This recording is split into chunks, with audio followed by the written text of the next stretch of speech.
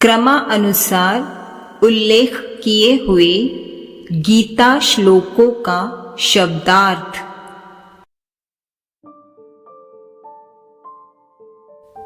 मन मना भव मद्भक्तः मद्याजी माम नमस्कुरु।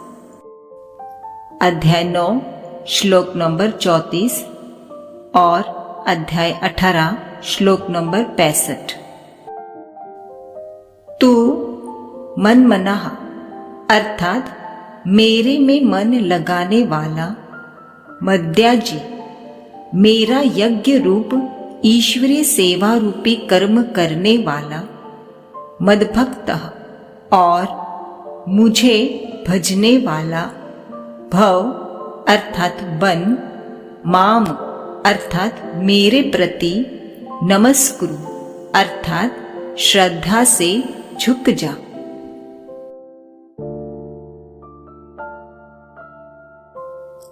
इंद्रियाणि पराणहायुर इंद्रियभ्य परम मनः मनसस्तु परा बुद्धि यः बुद्धेः परस्तस्तु सः।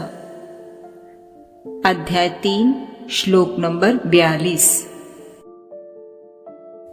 आहु अर्थात कहा जाता है कि इंद्रियाणि पराणि अर्थात इंद्रिया बड़ी प्रबल है, मनः अर्थात मन, इंद्रियभ्यः अर्थात इंद्रियों से, परम अर्थात बड़ा है, बुद्धिः मनसस्तु परा अर्थात बुद्धि मन से भी बड़ी है, तू किंतु यह अर्थात जो, बुद्धेः अर्थात बुद्धि से, परतः सह अर्थात बड़ा है, वह परमात्मा है, अर्थात बुद्धिमानों की बुद्धि परमात्मा।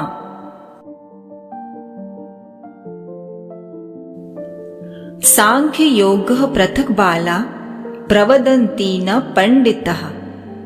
अध्याय 5 श्लोक नंबर 4।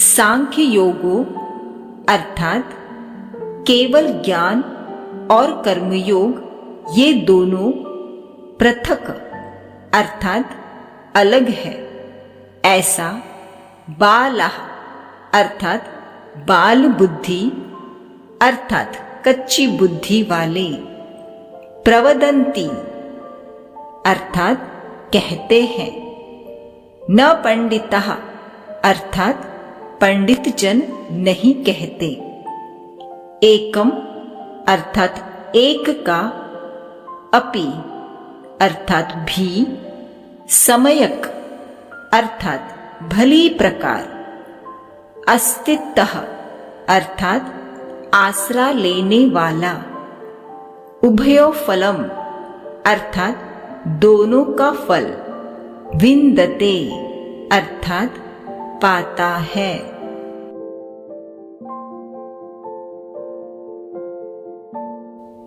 नहि ते भगवन् व्यक्तिं विद्युः देवः न दानवः। अध्याय 10 श्लोक नंबर 14। ही अर्थात क्योंकि भगवान, हे भगवान, ते अर्थात आपके, व्यक्ति अर्थात व्यक्त साकारी भाव शंकर को, न देवः अर्थात न देवता, विदुः अर्थात जानते हैं, न दानवः न दानव।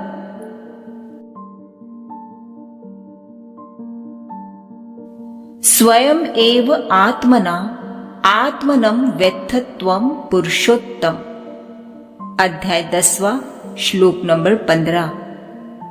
त्वम अर्थात आप, स्वयं अर्थात स्वयं, एव अर्थात ही, आत्मना आत्मनम अर्थात अपने द्वारा अपने यथार्थ स्वरूप को, व्यर्थ अर्थात जानते हैं, भगवान के सिवाय भगवान का परिचय कोई दे ही नहीं सकता।